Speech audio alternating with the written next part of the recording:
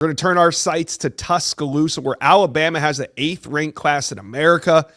Only 5 commitments, but we remember what they did last summer. So let's bring in Andrew Bone, Bama Online, our first guest of the show. Andrew, we had some big names on campus. We're going to start with the pair of wide receivers. We know Alabama's in the market for an elite wideout or 2 or 3 this cycle. So let's start with Ethan Booby Feaster. I mean, the amount of teams that have been mentioned with Booby Feaster, it kind of changes, but the one constant is Alabama. How do you feel about this visit now that it's Sunday and we're starting to end? Yeah, I think Booby had a great weekend in Tuscaloosa. Yeah, he shared a lot of photos. He was with Brian Williams, Keelan Russell throughout the entire weekend. Keelan and him were actually 7-on-7 teammates last year. So they've got a connection there, and Booby has been very high on Alabama for the last several months. You know, Alabama was one of those teams that jumped in on him late after he learning that he was reclassifying from that 27 class to 2026, and really ever since then they've been after him pretty hard. Visited back in the spring. They had an in-home visit with him in late April, and now he's come back to Tuscaloosa for the official visit. It seems like things are going really well. We'll see kind of what happens over this course of the next month, as he still has some official visits coming up to some big schools. So when he makes that decision on July the 4th, I think Alabama's obviously still going to be in the race, but we'll see if they're going to end up being the choice. One interesting flip target on campus is Kenny Darby. He's a wide receiver committed to LSU. But the interesting thing here is he's come out and said he's going to make a final decision in the beginning of July.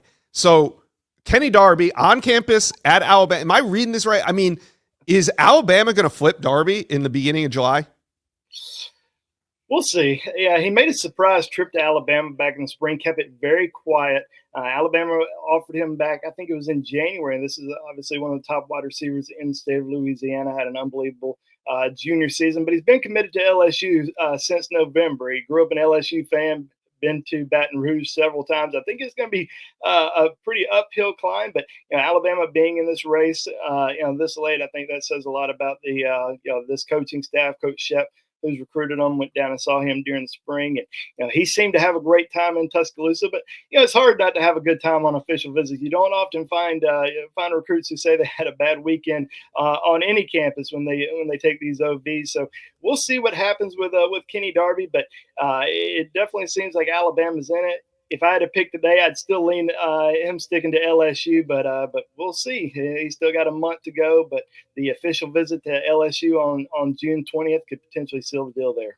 Yeah, absolutely. All right, let's flip to the other side of the ball. One of Bama's top safety targets, Jet Washington, on campus this weekend. How do you read this recruitment?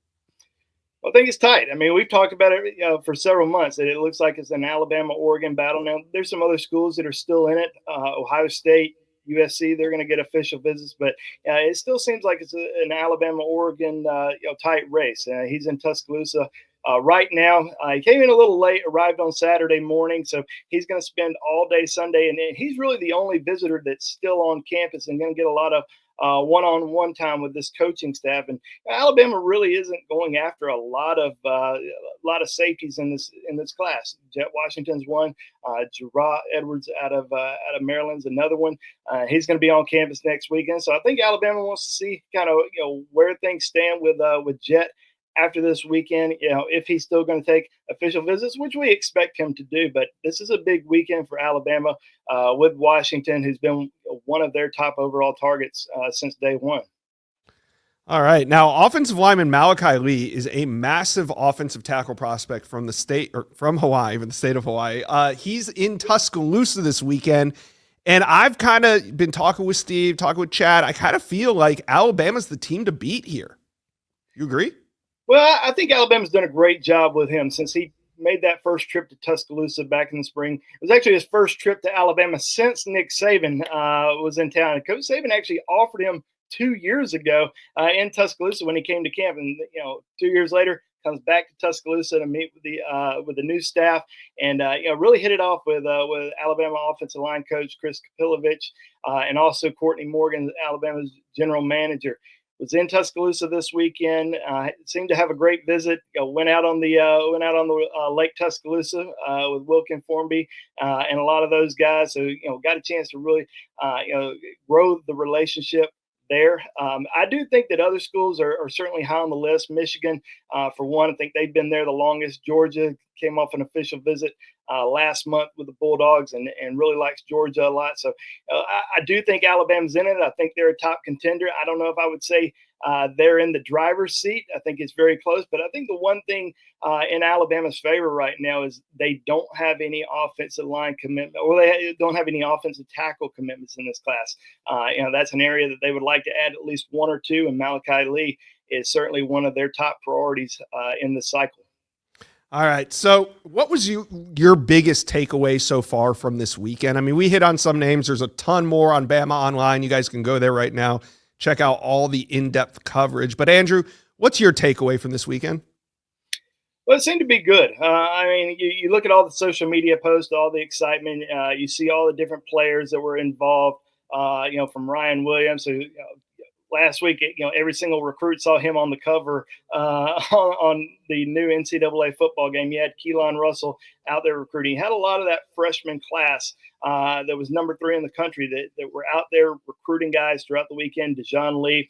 So being around those guys really helps. I think at the linebacker position, you had 2 of your top overall guys that were in Tuscaloosa, and Brandon Rouse out of Georgia, Sincere Johnson out of Ohio. So they don't have any linebacker commitments right now. They'd like to sign at least 2 guys, and those are 2 players that they are really pushing for. It seemed like they had a great time. Brandon Rouse has already come out saying that he felt like a priority to the Alabama staff, and really likes the standard, the culture, and seemed to have a great trip. I'm really intrigued to kind of see what Sincere Johnson has to say, because it has seemed like an Alabama Ohio State battle with him since February.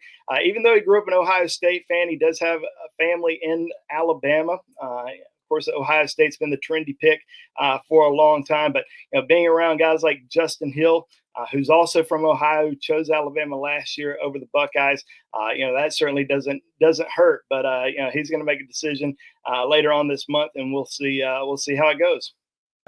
Andrew, want to talk about a Bama target that wasn't in Athens this weekend. That wasn't in Tuscaloosa, but Cedarian Morgan was in Athens, and there's some buzz coming out about that. But why do you think Alabama's in a great spot for Cedarian Morgan, 5-star wide receiver? Yeah, I think he grew up an Alabama fan. Whole family, all Alabama fans. He's an in-state kid.